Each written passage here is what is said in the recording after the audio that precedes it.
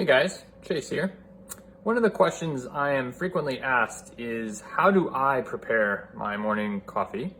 So I thought what I would do is actually just show a quick video of my process, start to finish. Not to say this is the right way, this is just the way that we make coffee here. All right, so looking at my coffee stash, we've got quite a few things here, but I'm actually gonna go with this Kenya Nairi. I've got just a little bit left in there. So we're gonna go ahead and start by weighing out our coffee. And for this, I'm gonna be doing a kind of a 1:16 ratio, pretty middle of the road strength-wise. So we'll measure out 25 grams of the coffee, thereabouts. It looks like I'm a little bit over, 25.2. I'm gonna throw this in our grinder. This is fantastically hard to do with one hand.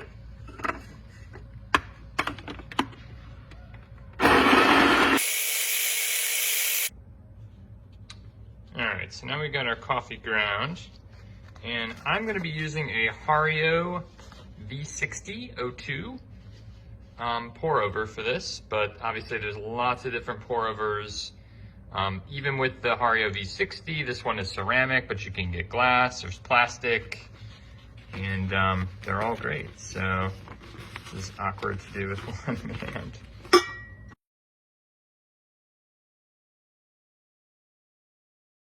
All right, I needed two hands for that task. So we've got our paper in here, and really important, we're gonna want to wet this first, just to kind of rinse some of the paper.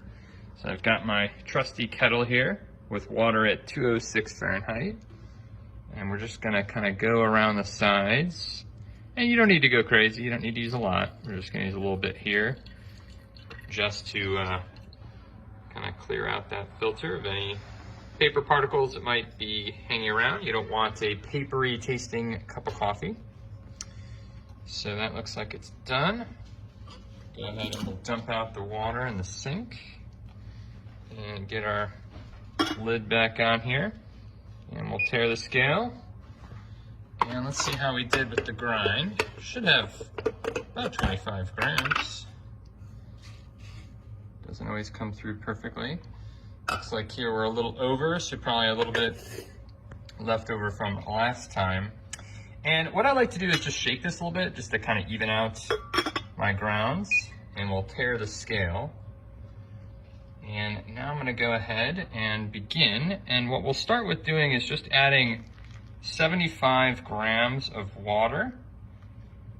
And once we get to 75 grams, we're gonna go ahead and wait for about 30 seconds or so, just to let the coffee degas. I guess this is sometimes called the bloom phase. And I don't honestly know if this makes a difference. I've always been told this is what you're supposed to do. So I've always done it. There you have it, not even questioning it. So we can definitely see this is fresh because we've got these bubbles here at the top.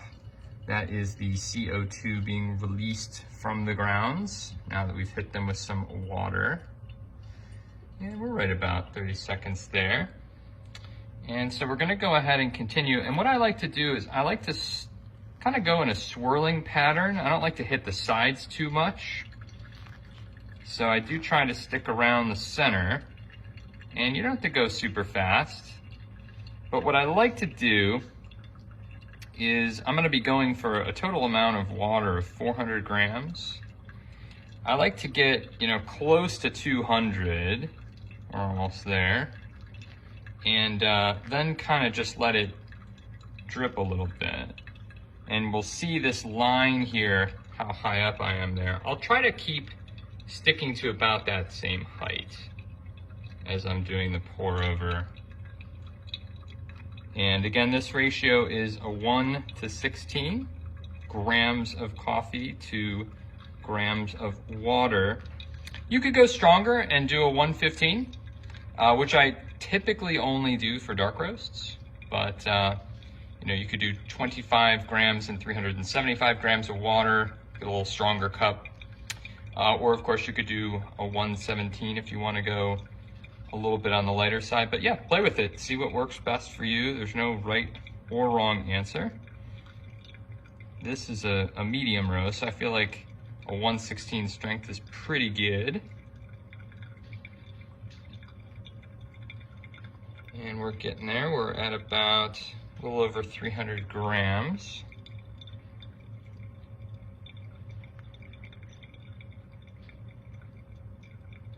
And again, I'm just trying to keep it around the same height. If you pour too quickly and fill it all the way up to the top, you'll find that the grounds kind of stick to the sides. And then you kind of end up over extracting some of the beans at the bottom and under extracting the beans on the side. And really what we're shooting for here is as even an extraction as possible. That will result in the sweetest cup of coffee we can get and the least astringent. Nobody likes astringency. Well, I shouldn't say nobody, but most of us don't.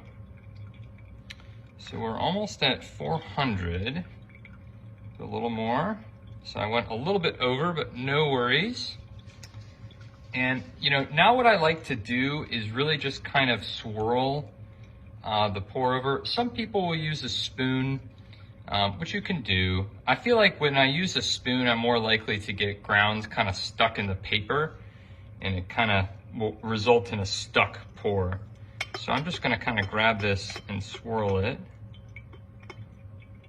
Usually do this with two hands, but hey, holding the phone, have to use one today. And we can see we've got a pretty good steady drip. If you pour too slow, you might find that it gets stuck and it's just a drip. So then pour a little faster. But obviously if you pour a little too fast, then you're gonna end up with all the stuff on the sides. So we'll do another spin here.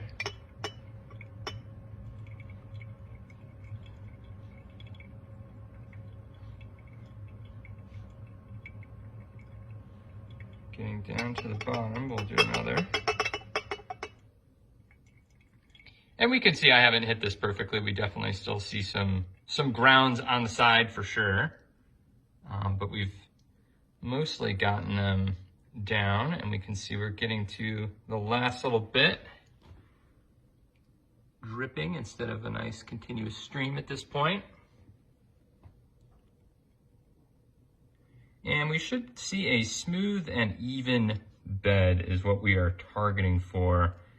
Kind of like a wet volcanic sand. Look at that. Beautiful.